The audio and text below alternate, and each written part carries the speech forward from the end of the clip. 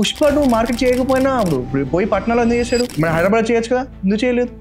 అక్కడ డిస్ట్రిబ్యూషన్ పెంచుకుంటున్నాడు. ఇక్కడ distribution already set అయి ఉంది. ఈ తరతరాలుగా అల్లు అర్జున్ సినిమాలు చేస్తూనే ఉన్నాడు, మనం చూస్తూనే ఉన్నాం. మనం వద్దన్నా కూడా చూడద్దురా బాబు చూడొద్దన్నా కూడా మేము వెళ్ళి చూస్తాం. Distribution is already set here. అక్కడ డిస్ట్రిబ్యూషన్ లేదు, అక్కడ డిస్ట్రిబ్యూషన్ పెంచుకుంటున్నాడు. So that is the difference. ఎందుకు చేయట్లేదు చాలామంది అంటే, మనకు తెలిసిన బిజినెస్ మెన్స్ ఉన్నారు కదా, కోట్ల టర్న్ ఓవర్ చేస్తారు, బయట కనిపించదు ఎక్కడ. వాళ్ళు చెప్పే బ్రాండింగ్ ఇది అంటే ఎవరు వాళ్ళ కొడుకులు చెప్పామనుకో, నువ్వు నెక్స్ట్ మీ నాన్న డిస్ట్రిబ్యూషన్ మెయింటైన్ చేసినప్పుడు ఓకే నడిచిపోతుంది నీకు, నెక్స్ట్ జనరేషన్ నీ సంగతి ఏంది? నువ్వు ఆ రిలేషన్షిప్ కంటిన్యూ చేయగలుగుతున్నావా? నీ డాడీ ఫ్రెండ్స్ నువ్వు ఫ్రెండ్స్గా ఉండగలుగుతున్నావా? వాళ్ళు పోయి రేపు మారితే ఎవరిని అడుగుతావు పోయి?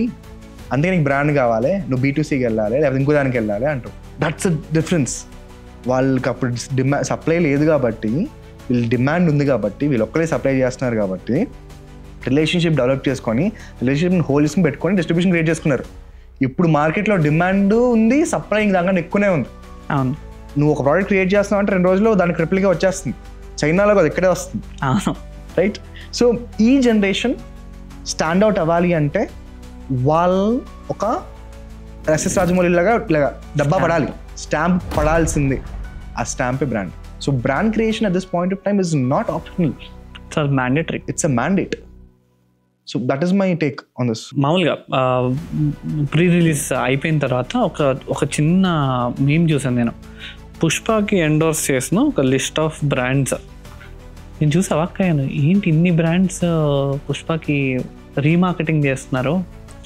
నీ దృష్టిలో from a marketer point of view how you see it? అసలు నన్ను అడిగితే ఇక్కడ పుష్ప అనేది పెద్ద ప్రోడక్ట్. ఎందుకు పెద్ద ప్రోడక్ట్ అని చెప్పి, మేబీ ఇప్పుడు దానికి అటాచ్ అయిన బ్రాండ్స్ చిన్న బ్రాండ్స్ కాదు. ముటూత్ ఫైనాన్స్, శ్రీరామ్ బ్రాండ్స్ అన్ని పెద్ద బ్రాండ్. ఒక ఒళ్ళు తోముకునే సోప్ నుంచి లాస్ట్ మనం వెళ్ళి గోల్డ్ కొనుక్కునే షాప్ వరకు మొత్తం స్ట్రెచ్ ఎండోర్స్ చేస్తున్నారు. కానీ ఇక్కడ ఇంకా అర్థం అవ్వాల్సింది ఏంటంటే, ఒకటి it's the concept of trend.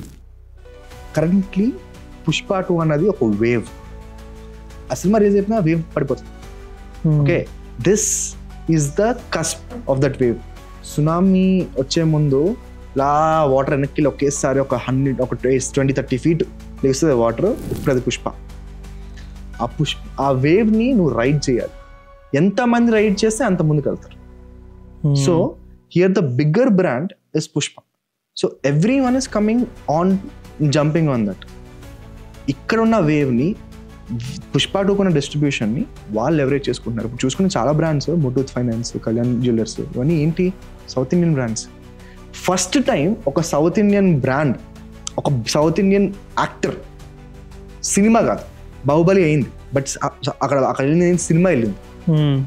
First time ఒక సౌత్ ఇండియన్ యాక్టర్ ఒక నేషనల్ బ్రాండ్ అయ్యాడు ఫస్ట్ టైం.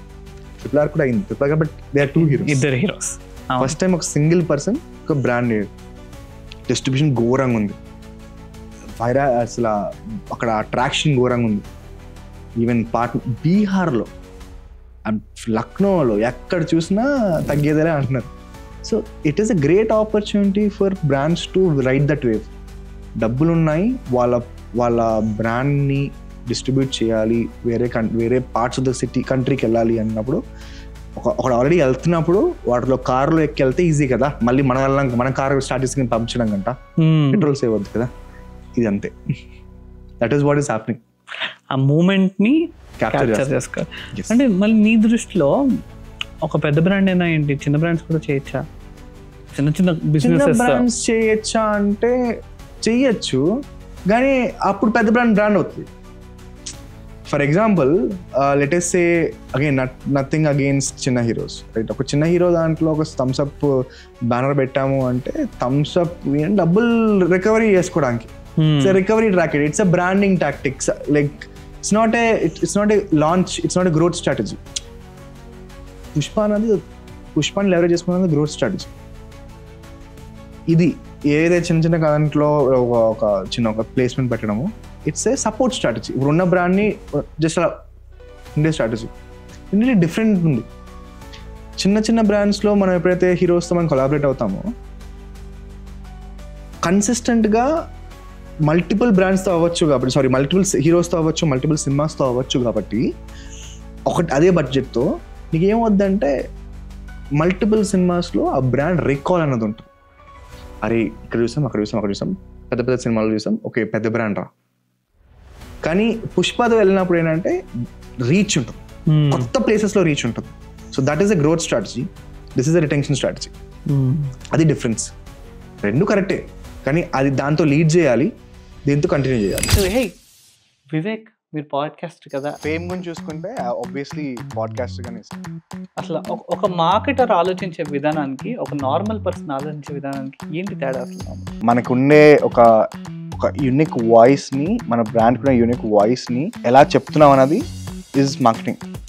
కొంచెం గట్టిగా అరిస్తే అడ్వర్టైజింగ్ అంటే మైక్రోఫోన్ మీద అరవడం, మార్కెటింగ్ అంటే వాయిస్ అని చెప్పాను, బ్రాండింగ్ అంటే personality. If you want to do a product, label it, put a name to it. It brings a pride to the state, and that is how you build a brand. చిన్న brand అయినా అవనండి, పెద్ద brand అయినా అవనండి, ఒక phone పట్టుకొని వాడు content create చేసి వాడు కొంచెం క్రియేటివిటీగా వాడిని బ్రాండ్ని లేకపోతే బ్రాండ్లో ఉన్న ఎలిమెంట్స్ని సెంట్రిక్గా పెట్టుకొని చేసుకుంటే హిట్ అవుతుంది. ఫస్ట్ టైం ఒక సింగిల్ పర్సన్ ఒక బ్రాండ్ డిస్ట్రిబ్యూషన్ ఘోరంగా ఉంది. కరెంట్లీ పుష్ప 2 అన్నది ఒక వేవ్. సునామీ వచ్చే ముందు వాటర్ వెనక్కి ఒకేసారి ఒక 20-30 ఫీట్ లేస్తుంది వాటర్, ఉత్తరది పుష్ప. ఈ జనరేషన్ స్టాండ్అవుట్ అవ్వాలి అంటే వాళ్ళు ఒక ఎస్ఎస్ రాజమౌళి లాగా ఇలాగా స్టాంప్ పడాల్సింది. అర్జున్ రెడ్డి సినిమాలో ఏదైనా మస్తు మీరేంద్ర డాక్టరా రౌడియా అన్నట్టు ఉన్నాడు.